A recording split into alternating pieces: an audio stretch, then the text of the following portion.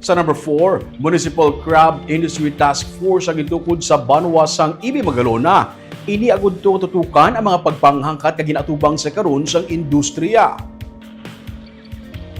Sa Executive Order 33 gipagwa ni Mayor Matthew Luis Malacon, nakasaad nga siya magapungko bilang chairperson kag vice chairperson naman si Vice Mayor Marvin Malacon. Focal person naman ang Municipal Agriculture isang banwa nga si Efren Garcia Jr. Ginakilala ang EB Magalona bilang Blue Crab Capital sa Negros Occidental kung saan ang crab industry ang ginakabig isa ka major economic driver kag panangabuhian sa mga fisher folks, traders kag crab pickers sa siyam ka mga coastal barangays.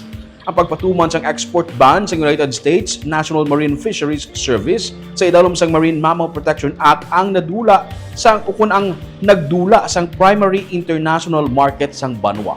Ini ang nagresulta sa disruption sa market, pagsarurot sang demand, pagbarato sang presyo kag pagkadula sang palangitan-an sa mga nagasalig sa sininga industriya.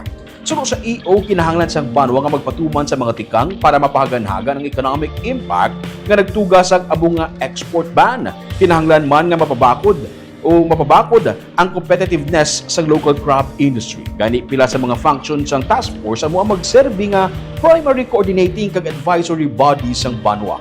Ini man ang mag-formulate sa mag-recommend sang policies, strategies kag programs kag magapakig-angot sa national government agencies kag provincial government kag sa iban pagid ka mga stakeholders sa pagpasiguro sang isa ka coordinated kag effective response.